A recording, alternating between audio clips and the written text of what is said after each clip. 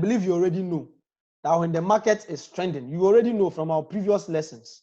So we know already that when the market is trending, it's either going up in this direction. It's either going up like this or it's dropping like this. When it's trending, there are only two directions. But when it is choppy, it moves like this. No clear pattern. Very good. So this is a choppy market, a choppy or consolidating market. This is a market that is bearish. That means it is moving down, it's dropping. And this is a market that is bullish. Please look at my cursor so you'll understand by illustrations. This is a market that is bullish. That means the market is going up. This is a market that is bearish. That means the market is coming down. And this is a market that is choppy. When we say a market is choppy, it means there's no clear direction. It's just ranging between two short ranges. It's neither going up nor coming down. It's just consolidating. You'll understand why it does that as we go on. So we are coming to look at how the market structure looks like when the market is bullish. So I'm coming to do some illustrations. This is how a bullish market looks like. I'm doing the illustration, so I'll be quiet sometimes, just focusing on drawing it properly so you can understand what I'm saying. A bullish market does this. Okay. Forget about this portion. This is my interest. So as I explain, you will understand what is going on here too. But we are coming to do this first. So I have to create a key because there are some abbreviations I'll be using. SH means swing high. SL means swing low. Then we have BMS. In Forex, it means break in market structure. So let's do the illustrations. Then we'll go to the live chat so you see examples. Let me finish inserting distance, then I'll explain. I'll explain it to detail. So once again, we are looking at the structure of a bullish market. We'll come and explain what is going on here. Okay. So if you were paying keen attention when I was drawing, you realize that I moved up, came down, moved up, came down, moved up, came down, moved up, came down, moved up, came down. That's what I was doing. This movement is called a swing. Some people call it swing. What do you call it? Some people call it a impulse swing. You can say impulse swing or you can just say swing. This is a swing. The market is going up, but the market, even when it's going up, doesn't go up in a straight line. It goes up, pulls back, goes up, pulls back, goes up, pulls back, goes up, pulls back, goes up, pulls back. It will continue doing this go up, pull back structure until there's a reversal. You will understand that. So these low points you are looking at, let me put lines over there because they are acting as support. And I usually like to use the color green to indicate support. So let me change the color to green. They are acting as support levels. So we are looking at the structure of a bullish market. Note that if you have a notebook with you and a pen, you can write that down. These short green horizontal lines you are looking at are acting as what? Support. These ones at the top, let me change the color because they are acting as resistance. I'll change the color to red. These ones you are seeing over here are acting as resistance. Now, the market swings up, then it creates a swing high, pulls back to create a swing low, pushes up to create another swing high, pulls back for a swing low, push up, swing high, pull back, swing low, push up, swing high, pull back, swing low, push up, swing high, pull back, swing low. Now these pullbacks we are seeing over here, these ones, they are called retracements. Let me Write that down. So those who have not heard it before. So you can either say retracement or pullback. Either of them is accepted. This is the word. Look at it here. They are called retracements. These pullbacks you are seeing over here, they are called retracements. Very good. So this is how a bullish market forms. Okay. So if you look very, very carefully, these points are the highs. I'm talking of this high, H-I-G-H. So because they are plural, I say highs. So forget what is happening on the right for now. This is our concern. When we get there, I'll explain. So if you look at this very carefully, these tops you are seeing over here, they are called swing highs. This is the word. But because they are plural, I am saying highs. So if you look very carefully, as the market is going up, it forms what we call higher highs.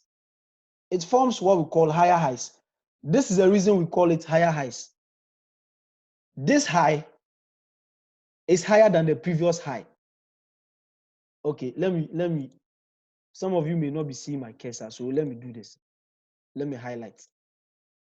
Perfect. Now look at something. These are all highs.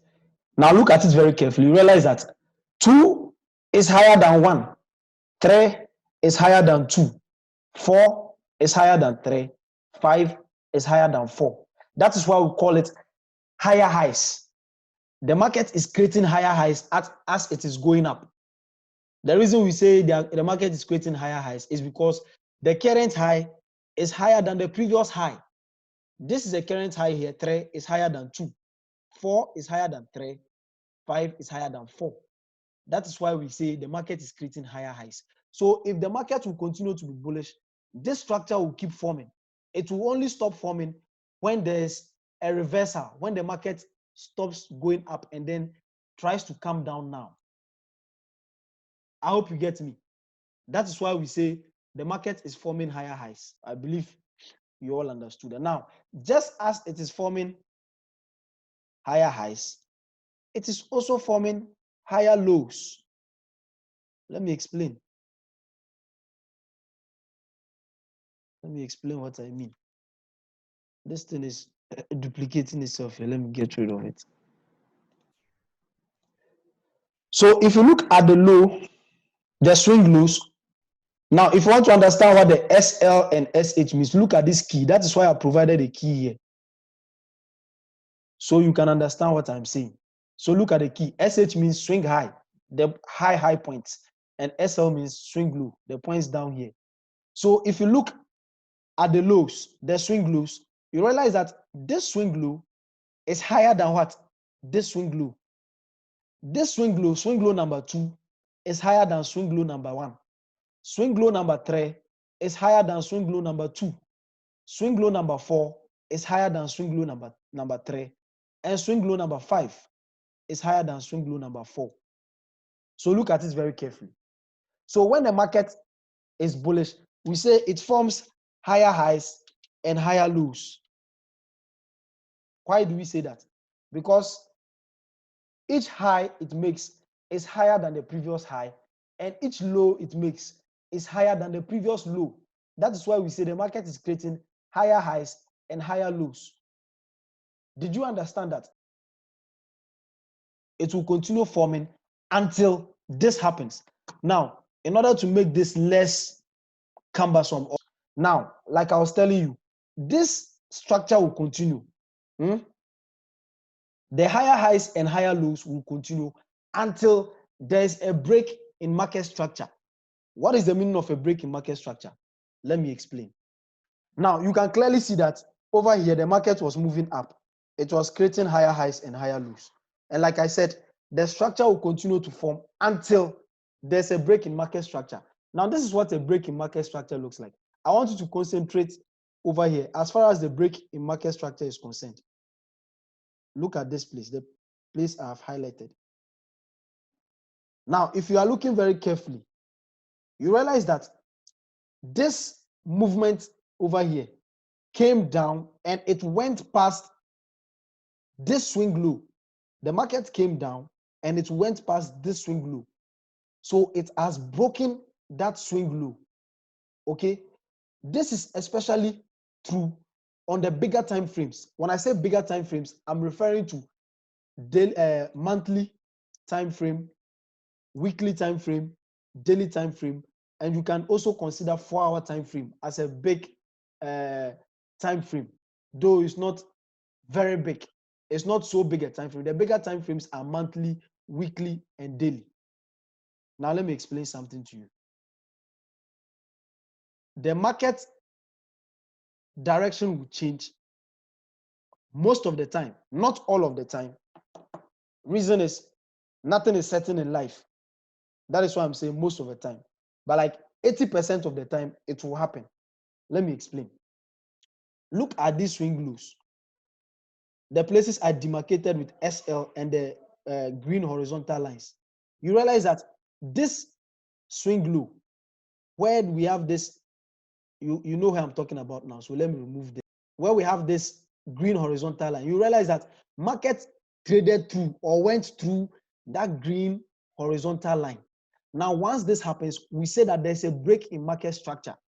Ideally, in a buying market or in a bullish market, the market is not supposed to break a swing low. It is supposed to continue going up, like you can see in this illustration, like you can see over here.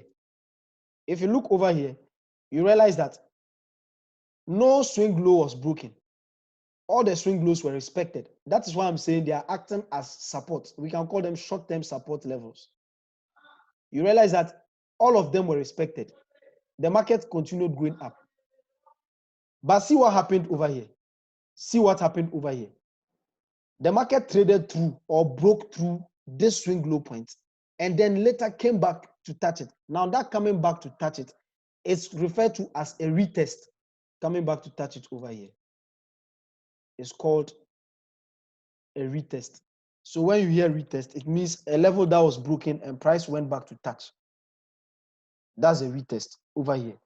So once the market breaks this swing low, it is suggesting to you that the trend is about to change. The confirmation is when market goes back up to retest that very level it broke. That is a confirmation that it wants to come down. If it goes back to retest it and gets rejected over there, it is telling you that indeed the market wants to go down. It doesn't happen all the time. Sometimes the market doesn't come to retest over here. It goes past it and comes to retest this swing high. Sometimes it will come back here like this. Sometimes you have the market going past this place and then going back to retest this swing high before it starts dropping. When it does that, we say it's a return to origin. We abbreviate it with RTO, return to origin. Origin because that was where the bearish move started. So it has returned to its origin. But let's focus on this first. So let me take it again. Once the market breaks this swing low, it is suggesting to you that it wants to what? Reverse. It wants to start going down. Now the confirmation will come if the market goes back up to retest that very level it broke. Now remember, I'm saying that these levels are acting as support levels. So when it goes back to touch it and starts to drop, that level is no longer a support level. It is now a what?